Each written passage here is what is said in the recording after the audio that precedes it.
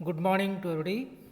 आज हम BSc part second में फिजिक्स पास्ट में यूनिट सेकंड का दो टॉपिक डिस्कस करेंगे। एक है कूलिंग बाय रिजनरेटिव या रिजनरेटिव कूलिंग और दूसरा है कूलिंग बाय एडियाबैटिक डीमैग्नेटाइजेशन। शुरुआत करते हैं अपन रीजनरेटिव कूलिंग से। रीजनरेटिव कूलिंग्स या इसको पुनर्निवेशी शीतलन भी कह सकते हैं। पुनर्निवेश इसलिए, पुनर्निवेश का अर्थ क्या है? फीडबैक। फीडबैक क्या होता है कि जो मिला हुआ है, जो रिजल्ट आया, उसका कुछ पोर्शन वापस हम प्रारंभिक स्थिति में लिया है, उसको प्रारंभ में दे दें तो ये फीडबैक हो जाता है। मीन्स जो रिजल्ट आया उसका कुछ भाग प्रारंभ में दे दें, इनिशियल स्टेट में दे दें, तो इसको हम रीजनरेटिव कह सकते हैं, पुनर्निवेश कह सकते हैं। मन में सवाल उठता है कि इसकी क्या ज़रूरत है, why we need this regenerative cooling. तो इसका लॉजिक है कि हमने देखा है कि जेटी इफेक्ट में, जूल थॉमसन प्रभाव में, गैस का जब जूल थॉमसन प्रसार करते हैं तो उसमें जो शीतलन होता है वह दो बातों पर निर्भर करता है। पहला, सरेंद्र डॉट के दोनों सिरों पर दाबांतर, मीन्स उससे पहले और बाद में दोनों सिरों पर जो दाब का प्रेशर होता है उस पर डिपेंड करता है टेम्परेचर में कितना चेंज आएगा। और दूसरा होता है कि गैस का प्रारंभिक ताप, कि यदि गैस का प्रारंभिक ताप कम है तो आपको जो टेम्परेचर डिफरेंस आएगा वो कम आएगा। मीन्स उसके डिफरेंस इनिशियल टेम्परेचर पे भी डिपेंड करता है और जो प्रेशर डिफरेंस है उस पर तो डिपेंड करता ही करता है। इस प्रकार उत्पन्न शीतलन इतना प्रभावी नहीं होता कि हम किसी भी गैस को लिक्विफेशन कर सकें, उसका द्रवीकरण कर सकें। आपने पढ़ा होगा कि जब रॉकेट फायर किए जाते हैं तो उसमें जो ईंधन होता है वो लिक्विड फॉर्म में होता है, कुछ सॉलिड फॉर्म में होता है। तो जो लिक्विड फॉर्म चाहिए हमें, मीन्स किसी भी गैस के लिक्विफिकेशन चाहिए, लिक्विफाइड फॉर्म चाहिए, तो वो कैसे आएगा? हम जेटी इफेक्ट से केवल ठंडा कर सकते हैं, कुछ टेम्परेचर डाउन कर सकते हैं, परंतु यदि और कम टेम्परेचर चाहिए, उसको लिक्विड फॉर्म में चाहिए, तो फिर हमें दूसरी विधि अपनानी पड़ती है, वो जिसे शुरुआत हम करते हैं पुनर्निवेशी शीतलन से। अतः गैस के ताप को उसके द्रव के ताप, टेम्परेचर ऑफ लिक्विफिकेशन तक प्राप्त करने के लिए हमें जेटी प्रसार से प्राप्त शीतल गैस के कुछ भाग को निवेश यानी इनपुट पर आने वाली गैस का शीतलीकरण करके गैस के प्रारंभिक ताप को कम कर देते हैं। मीन्स जेटी इफेक्ट से जो शीतल गैस प्राप्त हुई, कोल्ड गैस प्राप्त हुई, उस गैस का कुछ भाग को वापस भेज देते हैं इनिशियल गैस के पास में, ताकि वो उसको भी ठंडा कर सके, जो इनपुट गैस है उसको भी ठंडा कर सके। इस प्रकार 2-3 बार ये प्रोसेस करते हैं तो वो जो गैस है वो धीरे धीरे ठंडी हो जाती है और अंततः वह ताप इतना घट जाता है कि लिक्विड फॉर्म में आ जाता है। गैस के प्रारंभिक ताप को कम करते जाते हैं, जिससे म्यूएच का मान बढ़ जाता है और प्रसारित गैस का ताप और घट जाता है। क्या परिभाषा है इसकी? रीजनरेटिव कूलिंग की। गैस को द्रवित करने के लिए जेटी प्रसार से प्राप्त शीतल गैस को पुनः निवेशित किया जाता है, जिससे अंततः गैस द्रवित हो जाती है। इस प्रकार पुनर्निवेश प्रक्रमों द्वारा गैस के द्रवीकरण की विधि को पुनर्निवेशी शीतलन कहते हैं। That is called regenerative cooling. Means द्रवित प्राप्त करने के लिए बार बार हम जो शीतल गैस रिजल्ट मिलते हैं उसको फिर फीडबैक देते हैं, पुनर्निवेशित कर देते हैं। तो इस विधि से जो प्रोसेस काम लेते हैं उसको रिजनरेटिव को लिखते हैं, फीडबैक कूलिंग भी कह सकते हैं। उपकरण क्या है इसमें वो देखते हैं कि सर्वप्रथम जिस गैस को द्रवित करना होता है उसे एक कंप्रेसर में, संपीड़क में डालते हैं, ताकि हाई प्रेशर पे उसमें हम कंप्रेस कर सकें। अब इस कंप्रेस्ड गैस को एक शीतलक में, वाटर कूलेंट से गुजरा जाता है, जिसे आपने कंप्रेस किया उसके कारण जो उत्पन्न ऊष्मा होगी, वह जो टेम्परेचर बढ़ गया इसका, उस टेम्परेचर को डाउन करने के लिए, उसको कूलेंट करने के लिए शीतलक में से कूलेंट्स में गुजारा जाता है। जैसे आगे फिगर में क्लियर है कि यह पी संपीड़क है, यहाँ से गैस को हमने कंप्रेस किया और उसके बाद में शीतलक में जिगजैग एक उस फॉर्म में लगा रखी है हमने, पानी के, ठंडे पानी के कूलेंट्स में से पास करते हैं तो ठंडी हो जाती है। जितनी गैस प्रेशर इंक्रीज करने से जो उत्पन्न हो गई, इसकी ऊष्मा उत्पन्न हो गई, उस उत्पन्न ऊष्मा को हमने ठंडा कर दिया और फिर ठंडा जो गैस है वो एक्सचेंजर में चली जाती है, विनिमयक में चली जाती है। अब इस गैस को ऊष्मा विनिमयक से गुजरा जाता है, जिससे इसका ताप इसके व्युत्क्रमण ताप से कम हो जाता है। एक्सचेंजर क्या है चेक करते हैं। देखिए कि जो शीतलक से जो गैस आ रही है और शीतलक में जो गैस जा रही है उन दोनों बीच में एक्सचेंज होता है एनर्जी का, इसलिए इसको हम एक्सचेंजर कहते हैं। ठंडी गैस शीतलक से आती है और जो गर्म गैस होती है वापस शीतलक की तरफ जाती है, तो ये विनिमय होता है। ये विनिमय क्या करता है, एक्सचेंजर क्या करता है कि जो ताप था उसको टेम्परेचर ऑफ इन्वर्सन कम कर देता है, जिससे जो प्रभाव था इसका गर्म करने का वो ठंडा शुरू हो जाता है।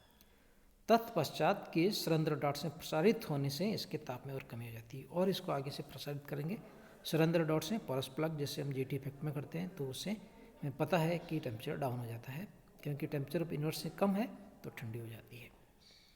ये ठंडी गैस वापस फिगर से क्लियर है कि इसमें एक्सचेंजर में जाएगी, एक्सचेंजर से फिर वापस संपीड़ित होगी, कंप्रेस होगी, शीतलक में जाएगी, और ये प्रोसेस कई बार इस तरह से चलता रहता है। यह साइकिल कई बार प्रोसेस में आता है, और इस प्रकार पुनर्निवेश प्रक्रिया के द्वारा धीरे धीरे धीरे इसका टेम्परेचर डाउन होने लगता है, क्योंकि आने वाली जो गर्म गैस है वो ठंडी गैस के संपर्क में आएगी, उसको भी ठंडा कर देती है, और धीरे धीरे इतना टेम्परेचर डाउन हो जाता है। रीजनरेटिव प्रोसेस द्वारा गैस के बार बार द्रवण होने से शीतलक एवं एक्सचेंजर विनिमय से गुजरा जाता है। प्रत्येक चक्र में शीतलन गैस का प्रारंभिक ताप कम होता जाता है और अंततः शीतल गैस का ताप द्रव के ताप के बराबर होने से गैस द्रव में बदल जाती है, जिसे ड्यूअर फ्लास्क कहते हैं। ये कंटेनर है ग्लास का, उसमें कलेक्ट कर लेते हैं। तो ये तरीका है इससे प्राप्त करने का लिक्विड गैस। अब हम एक मैथमेटिक्स इसकी जो है कि इसकी एफिशिएंसी कितनी होती है, इसकी दक्षता कितनी है, इसकी वर्क ऑफ परफॉर्मेंस कितनी है, तो इसके लिए एक पुनर्निवेशी शीतलन की दक्षता ज्ञात करने के लिए माना कि सरंध्र डॉट से प्रसार होने से पूर्व प्रति एकांक द्रव्यमान एंथैल्पी HI है। जो गैस है उसकी पर यूनिट मास जो एंथैल्पी है वो HI है। इसको पोरस पॉट से गुजारने के पश्चात इसका x भाग तो द्रव में बदल जाता है, और जो शेष बच जाता है 1 - x उसको वापस एक्सचेंजर में भेज देते हैं। अब यदि मानते हैं कि प्रत्येक एकांक द्रव्यमान उस लिक्विड की एंथैल्पी HL है, और जो वापस चला जाता है विनिमयक में उसकी मान लो अंतिम एंथैल्पी HF है, तो जूल थॉमसन प्रभाव से प्रसार से पूर्व एंथैल्पी और प्रसार के बाद की जो एंथैल्पी दोनों बराबर होती है, क्योंकि जेटी इफेक्ट की यही मेन शर्त है। तो प्रारंभिक कितनी थी, HI थी, उसके बाद ये दो भागों में विभाजित हो गई, कितनी एक लिक्विड में हो गई, कितनी लिक्विड हो गई x भाग हो गई, उसकी एंथैल्पी कितनी थी HL, और शेष भाग जो गैस में बदल नहीं पाया वो कितना हुआ 1 - x, वो HF में हो गया। इनको रीअरेंज करें तो ये x मिल जाता है हमें कि कितना भाग द्रव्य में बदल जाता है लिक्विड गैस का, तो x = HF - HI / HF - HL प्राप्त होता है। यानी जितना x अधिक होगा उतनी उसकी दक्षता अधिक होगी, यानी उतना ही वह गैस द्रव में अधिक बदलेगा। So this is the efficiency of this regenerative cooling apparatus.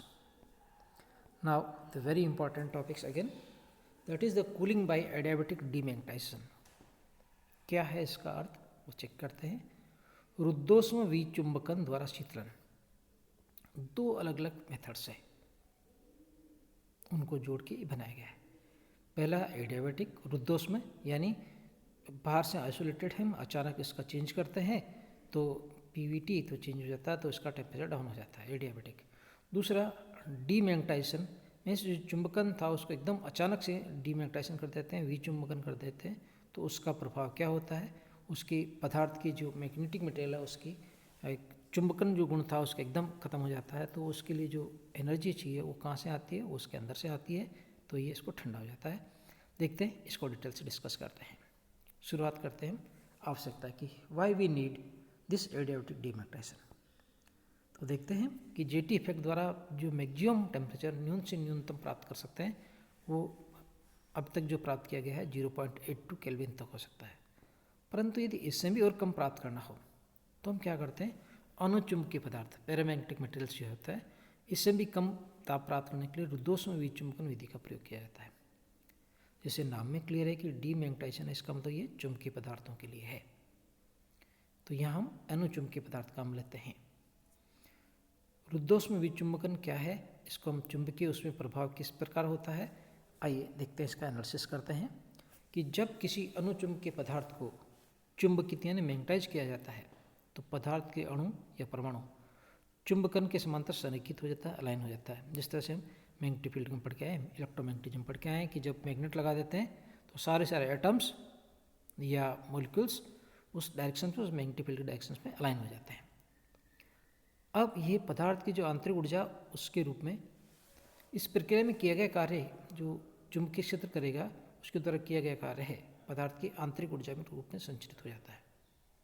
Means क्योंकि वर्क किसने किया, मैग्नेटिक फील्ड ने किया, किस फॉर्म में हुआ, चुंबकीय क्षेत्र द्वारा हुआ, और क्या करेगा गया उससे, इसकी इंटरनल एनर्जी बढ़ जाएगी क्योंकि जो मॉलिक्यूल्स वो अलाइन हो जाते हैं, उनका मोमेंट होता है, ताप में वृद्धि होती है।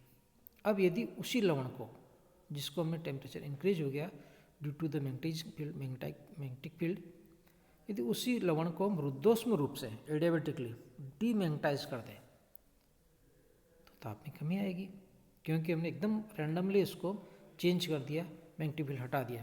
तो इससे ही रुद्धोष्म विचुंबकन कहते हैं और इस प्रभाव को चुंबकीय उसमें प्रभाव कहते हैं, मैग्नेटिक कैलोरिक इफेक्ट कहते हैं। उपकरण क्या है, एक कंटेनर है जिसको हम डेवार फ्लास्क कहते हैं, पहले से हम डिस्कस करके आए।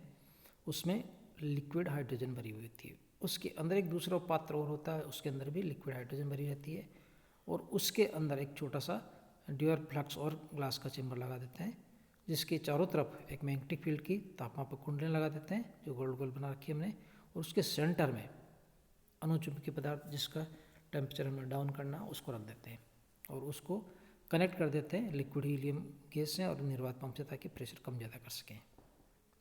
अनुचुंबकीय पदार्थ जैसे गैडोलिनियम सल्फेट GDSO4 या एल्यूमिनियम या पोटेशियम का सल्फेट का जो मिक्सचर होता है उसको एक कांच की नली में रखा जाता है।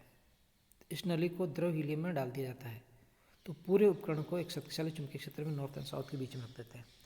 जब लवण को, जब इस सॉल्ट को द्रव हीलियम गैस से प्रभावित करते हैं तो बाह्य चुंबकीय क्षेत्र लगाकर अनुचुंबकीय लवण का चुंबकन किया जा सकता है। कि भाई हमने उसके अंदर पदार्थ डाल दिया और लिक्विड हीलियम इसलिए डालते हैं कि इसका टेम्परेचर डाउन रहे, मेंटेन रहे। अब हम क्या करते हैं कि नॉर्थ साउथ जो मैग्नेट है उससे बहुत स्ट्रांग मैग्नेटिक फील्ड लगाते हैं तो जो पदार्थ था अंदर हमारा वो चुंबकन हो जाता है, उसमें टेम्परेचर डेवलप हो जाता है। परंतु ये जो टेम्परेचर डेवलप हुआ किसके कॉन्टैक्ट में है, indirectly, that is in contact of with the liquid helium, तो उसका जो टेम्परेचर होगा जितनी भी एनर्जी आएगी वो लिक्विड हीलियम ले लेगा, पुनः ये ठंडा हो जाता है। जब लवण और द्रव हीलियम उसमें साम्यावस्था में आ जाते हैं तो अचानक बाह्य चुंबकीय क्षेत्र को शून्य कर दिया जाता है, डीमैग्नेटाइजेशन कर दिया जाता है, तो लवण का विचुंबन कर दिया जाता है। अब क्या होगा कि ये एकदम अचानक रूप से हुआ और आइसोलेटेड फॉर्म में है, तो जैसे डीमैग्नेटाइजेशन करेंगे इसका टेम्परेचर डाउन हो जाएगा। इस स्थिति में पदार्थ का रुद्धोष्म विचुंबन होने के कारण पदार्थ का ताप और गिर जाता है, अंततः और कम प्राप्त होने लगता है। आज इतना ही। नेक्स्ट लेक्चर पे हम इसकी थर्मोडायनेमिक्स क्या होती है, इसकी मैथमेटिक्स क्या होती है, क्या टर्मिनोलॉजी है, किस तरह से इसको कैलकुलेट किया जा सकता है, कितना डीमैग्नेटाइज होगा, उसके बारे में हम नेक्स्ट टाइम पे डिस्कस करेंगे। Okay, thanks.